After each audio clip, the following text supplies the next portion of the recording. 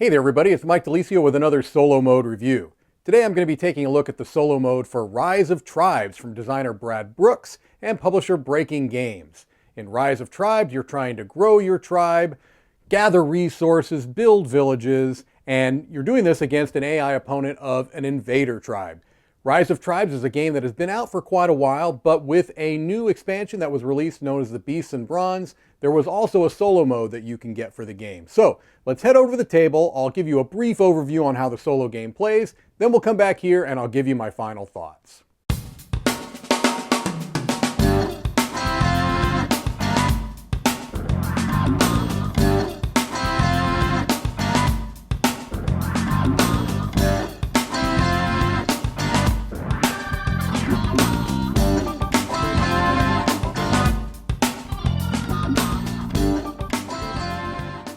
Okay, here we see the solo setup for Rise of Tribes. The only components that are unique to the solo game are the little number tokens that go onto your starting player map here. They're always going to go in this orientation. This player board for the invaders here, these 3 decks of cards, and you replace the event deck with this solo event deck of cards. That's it as far as components goes.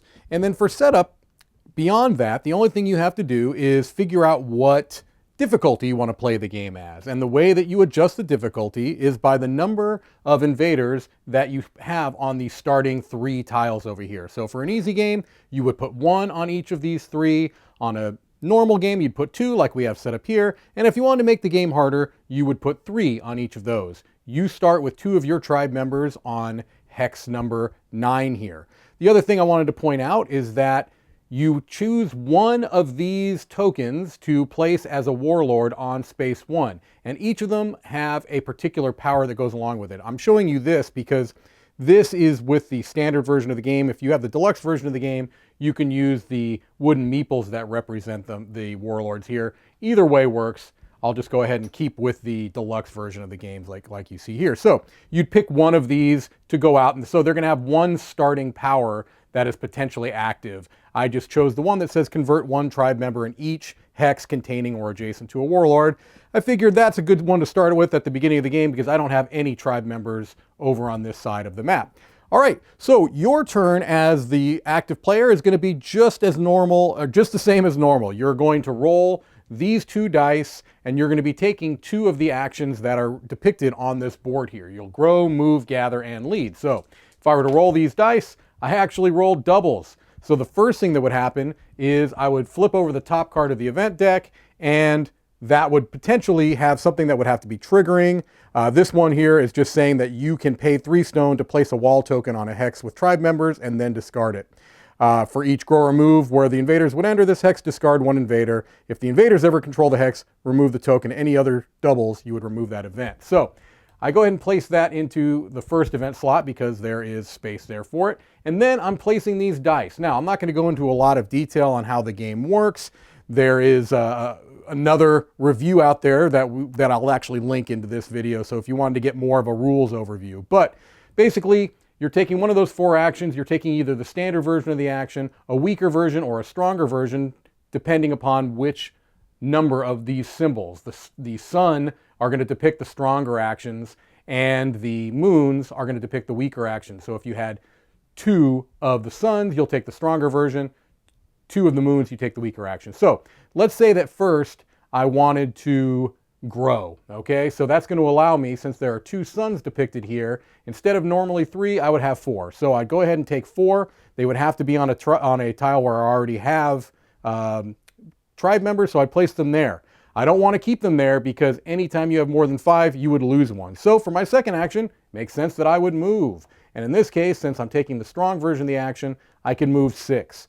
So let's say I moved 2 here and 3 here. I didn't use all 6 of them, but now I'm spread out a bit more on the map, and maybe later on when I want to gather, I can take some more actions. I can gather some more resources, I should say. All right, so your turn works as normal, and your goal is the same as normal. You're trying to get 15 points, or if you play with the Bronze Age expansion, which comes in the Beast and Bronze expansion, you can get the fully activated versions of all 3 Bronze Age technologies, and that would be an instant win as well. I won't go into a lot of detail about that because we'll have a separate review of the Beast and Bronze expansion. All right, so trying to get to 15 points or trying to get all 3 of your Bronze Age technologies done before your opponent will do one of 2 things: either wipe your tribe members completely off the map or summon all 5 of their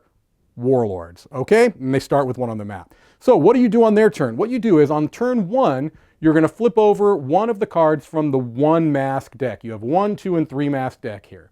You flip it over and it's going to show you a couple of different things. It's going to show you the dice that they virtually rolled. So in this case, they rolled a sun and a blank, and it's going to tell you which actions to put those into. You'll notice here at the bottom a couple of things. This is going to have a goal and a reward.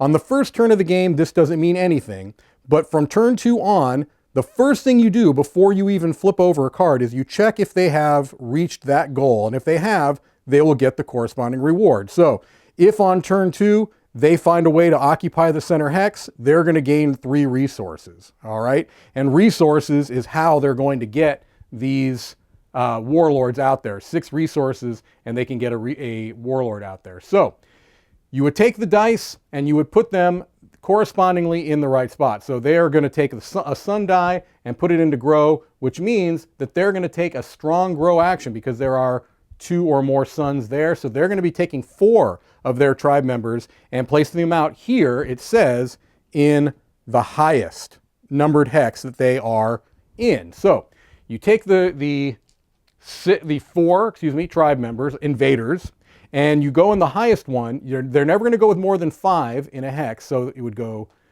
so they get up to 5. There's 1 left over, it goes into the next highest hex, which is the 2. And then the second one is going to be move.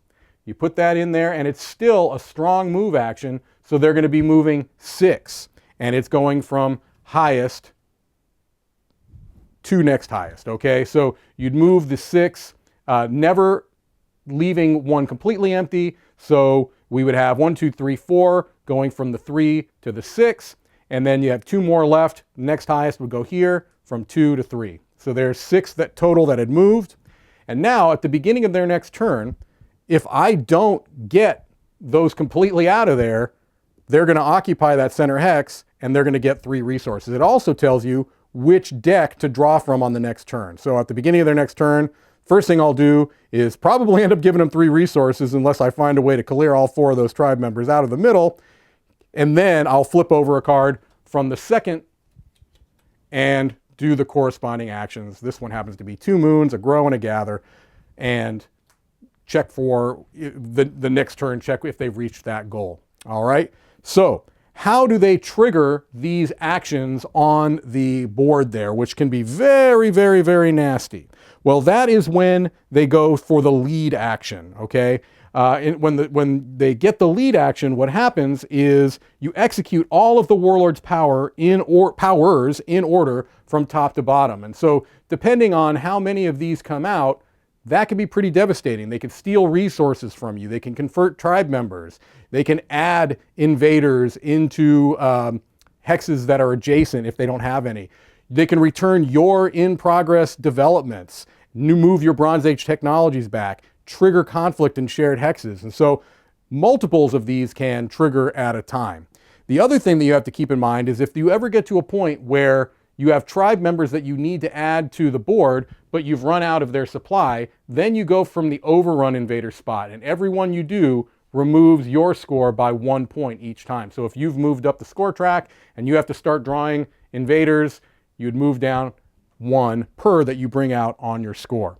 And you just continue on like this. You're going through trying to gain your tribe members to be in the strongest areas. You're hopefully spending the resources on whatever tribe board you've chosen at the bottom. In this case, 3 wood, 2 stone, and a food. You're trying to spend those to build villages. So at the beginning of your turn, you can move up. You're hopefully getting goal cards out there that can potentially get you points for reaching like the majority in the forest, for example. Having all of your tribe members on the board. You can also get some developments that allow you to have stronger versions of your action. In this case, you can gather from an additional hex and also can give you points. So You're trying to do the same thing you would in a normal game, get to that 15 points, or if you want to bring in the Bronze Age, get those technologies all out there before they get all of the warlords out or knock all of your tribe members off of the board. All right, well, that's a high-level overview of the solo game. Let's head back over and I'll give you my final thoughts. Okay, so hopefully that gives you a basic overview on how the solo game plays. There's actually not a huge difference from playing the multiplayer game. You just have this invader tribe that you're controlling through the deck of cards like you saw. So, the first thing I like to do is talk about solo benchmarks. These are some things that I like to think about when I'm considering whether to get a solo game off the shelf and onto the table. First thing I like to talk about is win-loss conditions. Is it a beat your high score variant? Are you playing against an opponent?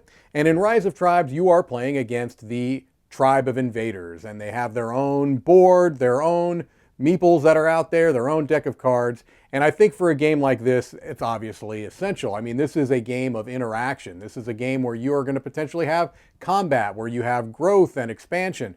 That would really only work, in my mind, when you are playing against an actual automated opponent. And so they do a good job of having what I think is the appropriate type of solo game for the type of game that it is. I also like to talk about setup and teardown. And for a game like this, where you have a pretty good amount going on, the setup and teardown is pretty reasonable. It doesn't take a tremendous amount of time. It's a smaller map. It's kind of like the two-player map in the multiplayer game. There's not a whole lot of extra setup involved. I think that it's a very reasonable amount of setup time and teardown time for the type of game experience that you get. The other thing I like to talk about is rules. And the rules in the solo variant for Rise of Tribes are very, very good, I think, for a couple of different reasons. Number one is that they are in their own dedicated rule book. I think that that is something that I love to see. I know it's not always practical. Sometimes they'll be in a separate part of the rule book. In rare and very, very poor occasions, in my mind, they'll try to intersperse the solo rules throughout the regular rule book. But in the Rise of Tribes solo mode, you've got your own dedicated rule book. I feel like for the most part, they do a good job of explaining the differences between the solo variant and the regular version of the game. There were maybe a couple of things that were more ambiguous than they needed to be, but I felt like I was able to learn the game, the solo game, from just the rule book. So generally speaking, I thought the rules were fine. All right, art and components. Well, I'm a big fan of the art in Rise of Tribes in general. I feel like the art is very well done. It's unique, it's stylized, it doesn't look like every other one of these kind of civilization-themed games that I've seen before. I really do like the aesthetic of the game, and the solo mode carries that through. It's just an extension of what's there before.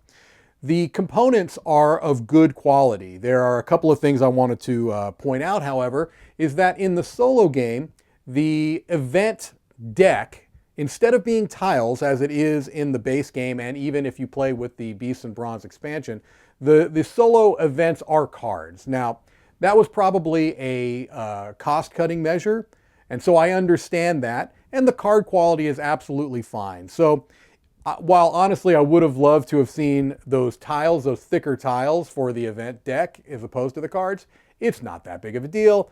But I did think it'd be important to mention it, to point it out, just so that you're aware that there is a little bit of a difference there. Otherwise, there's not a whole lot of components that come with it. You've got the player board, which is good quality, thick, and on the opposite side of the invader board is actually a tribe that you can play as in the multiplayer game, the Volketh tribe, which are a more aggressive tribe. So if you like playing in a more aggressive manner, you can also use that invader board on the opposite side as a tribe in the multiplayer game. So that's cool. The little tokens that you put out on the board are of fine quality. All happy things to say for the quality of the components, the quality of the art. I'm happy with that across the board. All right, so for the overall solo experience in Rise of Tribes, this is one that I was cautiously optimistic for because I really like Rise of Tribes as a base game. The solo game is one that I feel does a really good job of replicating the experience that you have in the multiplayer game, and that's crucial for a game like this.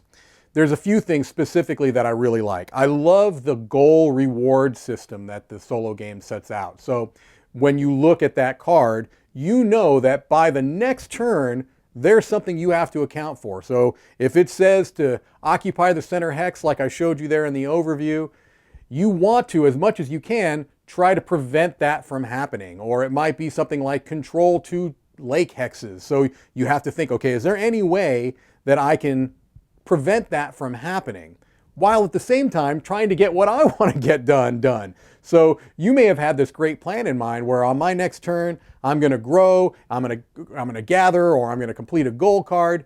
You may change your mind and put that off for a little bit because you've got this thing you have to account for that's going to maybe give the opponent enough resources to get another warlord out there, which could be devastating. So I really like that goal reward system. It's a nice little layer of decision making that doesn't add too much to the administration. It actually adds very little to the administration, but it adds to the decision making. That's a wonderful thing.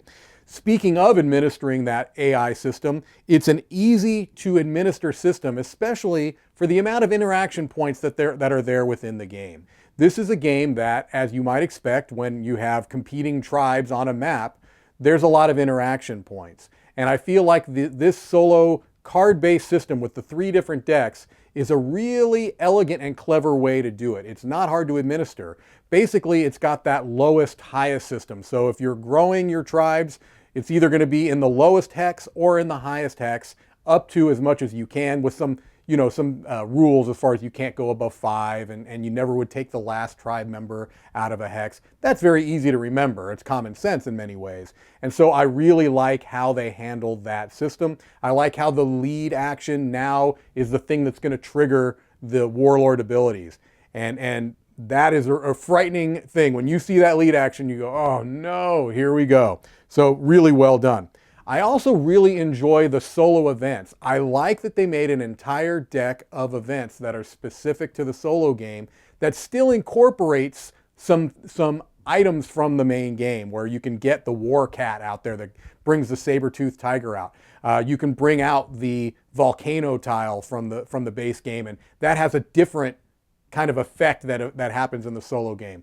I really, really think it's great that they did that. They made an entire new deck of cards that are specific to the solo game, that are more appropriate to the solo game. That's really well done.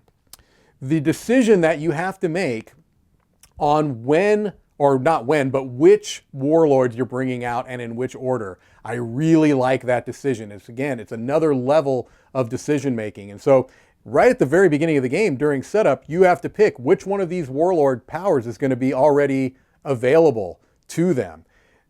You know, that might be, you might think, oh, well, this is a no-brainer here. Well, it's not always a no-brainer, first of all. But second of all, the order that they come out can really influence how that game plays out. So it continues to keep that race feeling that I like about the original game in the solo game, where you're kind of racing either to get that 15 points, or if you choose to play with the Bronze Age expansion, which personally I always will, but if you choose to do that, you can also get all 3 of those Bronze Age technologies fully realized. That can also get you to an instant win. I really like how it still feels the same against this AI opponent. Overall, I feel like the solo variant of Rise of Tribes is outstanding. And as a result of that, I'm going to be giving it a 9 out of 10 and a seal of excellence. This is a game, Rise of Tribes, that I enjoy. I love playing with other people. I had always hoped that there would be a way to get a viable solo experience in for this game, and we very much have one now. This is not something that feels like it was just thrown together. You could tell a lot of care, a lot of thought, a lot of testing went into this game, and I'm happy to see it. All right, well, that's it for me. I'm Mike DiLisio, signing off from Dice Tower headquarters.